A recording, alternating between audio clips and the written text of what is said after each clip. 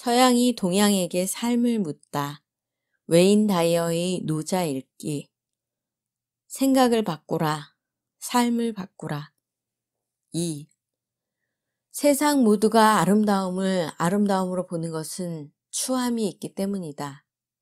착한 것을 착하다고 아는 것은 착하지 않음이 있기 때문이다. 있음과 없음은 서로를 만들어낸다. 어려움은 쉬움 속에서 태어난다. 긴 것은 짧은 것으로 인해 정해지고 높은 것은 낮은 것으로 인해 결정된다. 앞과 뒤는 서로 함께한다. 그래서 성인은 드러나는 이원성과 모순된 조화의 마음을 열고 산다. 성인은 노력하지 않으므로 행하고 말하지 않고 가르친다. 기르되 소유하지 않고 일하되 보답을 바라지 않으며 겨루지만 결과를 위한 것이 아니다. 일은 끝나면 잊힌다. 이것이 영원히 지속되는 이유이다. 모순된 조화를 따르는 삶. 어떤 사람이나 사물을 아름답다고 생각하는 것은 판단을 부추기고 이중성을 장려하는 우리의 믿음 체계를 그 뿌리에 두고 있다. 이런 사고방식은 우리 문화 속에 아주 일반적이며 때로는 사회적으로 가치가 있다고 여겨지기도 한다. 나는 당신이 도덕경의 2장을 읽으면서 모순된 조화에 대해 탐구해 보기를 바란다. 생각을 바꾸면 삶이 달라지고 진정한 조화의 환희를 맛보게 될 것이다. 누구나 아름다움이 추함에 의해 결정된다는 것을 경험해 본 적이 있을 것이다. 아름다움에 대한 인식은 추함을 낳고 추함에 대한 생각은 반대로 아름다움을 만든다. 이러한 믿음 체계 속에서 얼마나 많은 개념들이 이처럼 정반대의 것에 따라 결정되는지 생각해 보라. 키가 큰 사람은 그보다 작은 사람과 비교하지 않고서는 존재할 수 없다. 죽음이 없다면 삶도 존재할 수 없다. 낮은 밤과 대치를 이루고 여성의 반대편에 남성이 있다. 그런데 이 모든 것을 반대되는 구조로 보지 않고 완전히 하나의 일부로 생각한다면 어떻게 될까? 이것이 바로 노자가 성인은 드러나는 이원성과 모순된 조화에 마음을 열고 산다고 말한 의미일 것이다. 서로 반대라고 생각하는 것들이 조화를 이루고 공존하는 모습을 상상해 보라. 결국 반대라는 개념은 세상에서 인간의 마음이 만들어낸 판단의 결과일 뿐이다.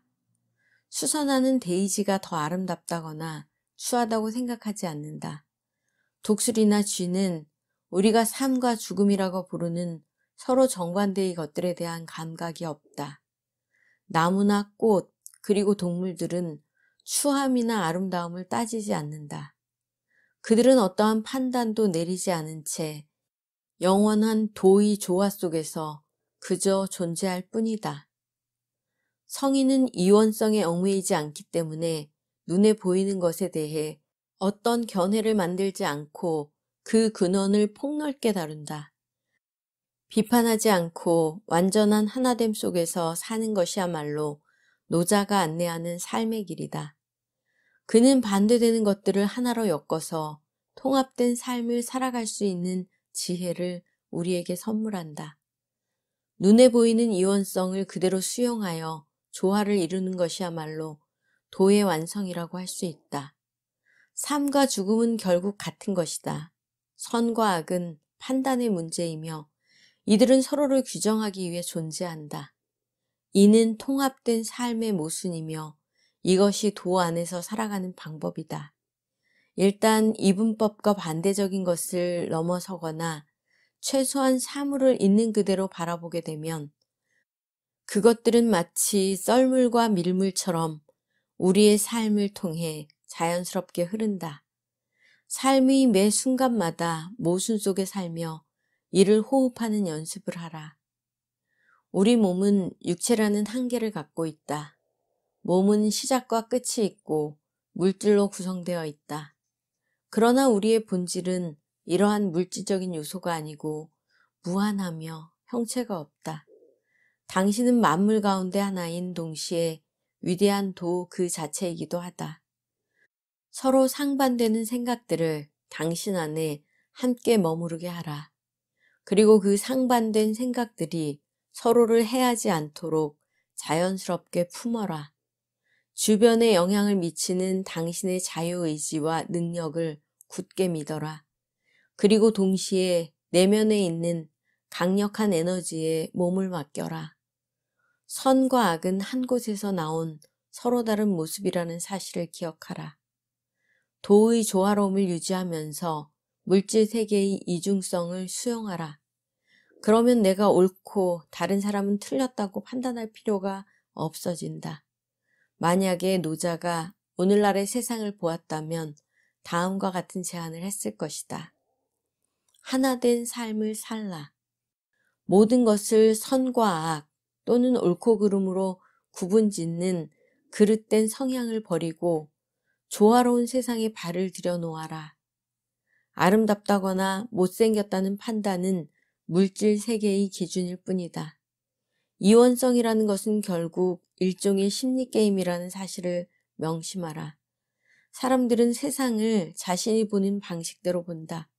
따라서 언제나 비판이 필요한 것도 아니고 비판이 반드시 유용한 것도 아니다.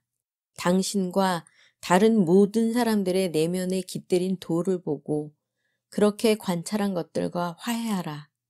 반드시 어디에 있어야 한다거나 혹은 무엇을 해야 한다는 식의 생각에서 벗어나 착한 짐승이 되어 자유롭게 움직여라. 예를 들면 한 마리의 수달이 되어서 수달다운 삶을 사는 당신의 모습을 상상해보라. 당신은 선하지도 악하지도 않고 아름답거나 못생기지도 않았으며 부지런하지도 게으르지도 않 그저 한 마리의 수달일 뿐이다. 어떤 것도 판단하지 않고 그저 자유롭게, 평화롭게, 그리고 재미있게 물속을 헤엄치고 무태오르는 한 마리의 수달이다. 육체를 벗어나야 할 순간이 오면 하나됨의 순수한 신비 속으로 당신만의 공간을 찾아 떠나라. 이것이 바로 노자가 일은 끝나면 잊힌다. 이것이 영원히 지속되는 이유이다 라는 말을 통해 뜻하는 바이다. 다시 말해서 꼭 죽어야만 영혼을 경험할 수 있는 것은 아니다. 살아서 육체를 지니고도 얼마든지 자신의 진정한 자아를 찾을 수 있다. 숨어있던 이원성과 판단의 문제가 다시 수면 위로 떠오르면 이들을 그저 완전한 통합의 일부라고 생각하고 그대로 내버려 두라. 도를 신천하면 다른 사람들이 이분법의 논리를 만들어낼 때조차도 항상 하나됨을 유지할 수 있다. 덜 노력하고 더 많이 얻어라. 노력은 전체의 한 조각일 뿐이다. 나머지 조각은 바로 노력하지 않음이다. 이제부터는 이러한 두 가지를 함께 녹여서 버무려라. 이것이 바로 결과에 연연하지 않는, 노력하지 않는 행함이다. 이것은 누군가와 함께 춤을 추는 것과 같다. 동작을 취하고 위치를 생각하며 음악을 듣는 것이 동시에 이루어지도록 풀어주는 것이며 상대를 따라 쉽게 움직이도록 자신을 내버려 두는 것이다. 서로 반대라고 말하는 것들을 비판하거나 두려워하지 말고 조화롭게 하나로 묶어보라. 어떤 행위를 수고로움이라고 부를 때는 열심히 노력하는 것이 그렇지 않은 것보다 낫다는 믿음을 내포하고 있다. 그러나 노력한다는 것은 노력하지 않는다는 것에 대한 상대적인 믿음 때문에 존재할 수 있다. 길에 떨어진 휴지 조각을 주우려고 노력하는 것은 실제로 휴지를 주운 것은 아니다. 그리고 일단 휴지를 주워 올리면 노력하는 것과 노력하지 않는 것 사이의 관련은 사라진다. 우리는 노력과 수고라는 단어가 담고 있는 판단에서 벗어나 자유롭게 행동할 수 있음을 상기하라. 당신은 결과에 연연하지 않은 채 경쟁할 수 있다. 상반되는 개념을 없애면 모순적이게도 그들을 하나로 통합하게 되고 결국 더 이상 한 입장에 서서 상대방을 규정할 필요가 없어진다. 만약에 노자가 도덕경의 2장을 오늘날의 언어로 표현한다면 짧은 두 단어로 요약될 수 있을 것이다. 그저 존재하라. 지금 도를 행하라. 오늘 자신을 변명하거나 설명할 수 있는 기회가 생긴다면 그렇지 않는 쪽을 택하는 것으로 도를 행하라. 그 속에서 마음가짐을 바꾸고 그 기회를 온몸으로 느끼며 오해의 본질을 깨달으라. 설명하고 변명하는 방식을 통해 문제를 쉽게 해결하려 하기보다는 지금 그대로의 상황과 어우러져서 그저 존재하라. 옳고 그름이라는 이원성에 빠져들지 말라. 모순된 통합, 즉 다양한 스펙트럼이 존재하는 하나됨 속에 머물기로 결정한 자신의 선택을 축하하라. 현명함을 기꺼이 실천하는 당신의 마음과 그럴 수 있도록 해준 그 기회에 대해서도 감사하라.